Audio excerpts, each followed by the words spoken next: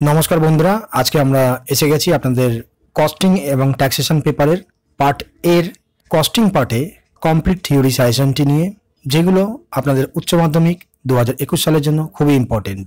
তো সময় নষ্ট না করে আসুন দেখে নিই আপনাদের কস্টিং পার্টের থিওরি সাজেশন।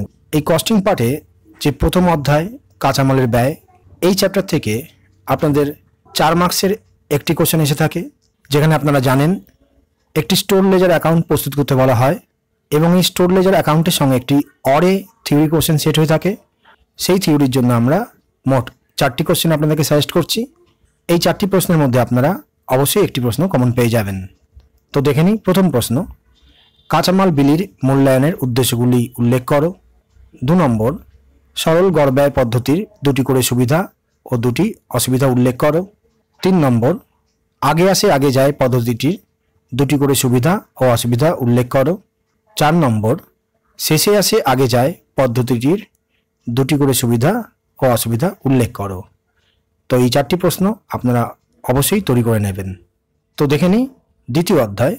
দ্বিতীয় অধ্যায় মূলত বন্ধুরা আমরা দ্বিতীয় এবং তৃতীয় অধ্যায় অর্থাৎ শ্রম ব্যয় এবং পারিশ্রমিক পদ্ধতি, এই 2টি অধ্যায়কে এখানে পাঞ্চ করে আমরা থিওরি কোশ্চেনগুলো সাজেস্ট করছি, কারণ এই 2টি অধ্যায় থেকে মিলিয়ে মোট 2টি থিওরি কোশ্চেন সেট হয়ে থাকে। 4 মার্কসের আপনারা জানেন একটি থিওরি কোশ্চেন কম্পালসারি এসে থাকে, যার সঙ্গে কিন্তু কোনো অর থাকে না, অর্থাৎ সেই থিওরি কোশ্চেনটি কিন্তু আপনাদের করতেই হবে। এবং এই 4 মার্কসের থিওরি কোশ্চেনটি 1-এর বি দাগেই সেট হয়ে থাকে এবং 6 মার্কসের যে থিওরি কোশ্চেনটি এসে থাকে সেটি মূলত 2 দাগের অঙ্কের সঙ্গে অরে এসে থাকে। আপনারা জানেন 2 দাগে 6 মার্কসের একটি অঙ্ক এসে থাকে লেবার চ্যাপ্টার থেকে, সেই অঙ্কের সঙ্গে কিন্তু একটি 6 মার্কসের থিওরি কোশ্চেন সেট হয়ে থাকে। তো এই 2টি কোশ্চেনই কিন্তু আপনারা দেখবেন আপনাদের শ্রম ব্যয় চ্যাপ্টার এবং পারিশ্রমিক পদ্ধতি চ্যাপ্টার থেকে কমন পাবেন। তো দেখে নিই প্রশ্নগুলি। 1 নম্বর, সময়রক্ষণ ও কাজে ব্যয়িত সময়ের মধ্যে 4টি পার্থক্য লেখো। এটি 4 মার্কসের জন্য আমরা সাজেস্ট করছি। দ্বিতীয়ত, উত্তম সময়রক্ষণ পদ্ধতির বৈশিষ্ট্যগুলি লেখো। এটিও 4 নম্বরের জন্য। 3 নম্বর, সময় আরক্ষণ পদ্ধতির যে কোনো 4টি বৈশিষ্ট্য লেখো, 4 মার্কসের জন্য। 4 নম্বর, কাজে ব্যয়িত সময় নির্ধারণের উদ্দেশ্যগুলি উল্লেখ করো। এটিও আমরা 4 মার্কসের জন্য সাজেস্ট করছি। 5 নম্বর, সময় লিখন ও সময় আরক্ষণ বলতে কি বোঝো? অলস সময় কাকে বলে? অলস সময়ের 2টি উদাহরণ দাও। এগুলো 1+1+2+2 এইভাবে আমরা সাজেস্ট করলাম, কারণ আপনারা জানেন বন্ধুরা 6 মার্কসে যে কোশ্চেনটি এসে থাকে সেই কোশ্চেনটি কিন্তু পার্টে এসে থাকে, অর্থাৎ 2+4 বা 1+1+4 এইভাবে আসতে পারে। তাই আমরা এই প্রশ্নগুলোকে ভেঙে দিলাম।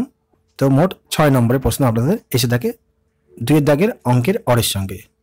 নেক্সট দেখে নিই 6 নম্বর, স্বাভাবিক ও অস্বাভাবিক অলস সময়ের মধ্যে 2টি পার্থক্য লেখো, 2 মার্কসের জন্য। 7 নম্বর, সময়ভিত্তিক মজুরি পদ্ধতির 2টি সুবিধা ও 2টি অসুবিধা লেখো। এটি আমরা 4 মার্কসে সাজেস্ট করছি। 8 নম্বর, টেলারের পার্থক্যমূলক পরিমাণ ভিত্তিক মজুরির হারের 2টি সুবিধা ও 2টি অসুবিধা লেখো, 4 মার্কসে। 9 নম্বর, উত্তম মজুরি প্রদান পদ্ধতি নির্বাচনে বিবেচ্য বিষয়গুলি লেখো, অথবা এই প্রশ্নটিকে ঘুরিয়ে বলা যেতে পারে একটি উত্তম মজুরি প্রদান পদ্ধতির যে কোনো 4টি বৈশিষ্ট্য সংক্ষেপে আলোচনা করো। এই প্রশ্নটি 6 মার্কসে সরাসরি আসতে পারে, অথবা এটি 4 মার্কসেও সেট হতে পারে। এবং আজকের কস্টিংয়ের থিওরি সাজেশনের শেষ প্রশ্ন তথা শ্রম ব্যয় ও পারিশ্রমিক পদ্ধতির চ্যাপ্টার থেকে সর্বশেষ প্রশ্ন। 10 নম্বর, সময়ভিত্তিক ও কার্যভিত্তিক মজুরি প্রদান পদ্ধতির পার্থক্য লেখো। এটিও আমরা 4 মার্কসের জন্য সাজেস্ট করছি। তো বন্ধুরা, এই ছিল আমাদের কস্টিংয়ের কমপ্লিট সাজেশন। এর পরের ভিডিওতে আপনারা ট্যাক্সেশন থেকে আপনারা পার্ট এর থিওরি পার্টে যে প্রশ্নগুলো সেট হতে পারে উচ্চ মাধ্যমিক 2021 সালের জন্য, সেই প্রশ্নগুলি আমরা কিন্তু এর পরের ভিডিওতে সেই ট্যাক্সেশনের আমরা কমপ্লিট সাজেশন খুব শীঘ্রই আপলোড করে দেবো। আপনারা সেখান থেকে ট্যাক্সেশনের ওপর থিওরি সাজেশন পেয়ে যাবেন। তো আজ এই পর্যন্তই। আপনারা ভালো থাকবেন, সাবধানে থাকবেন। ধন্যবাদ।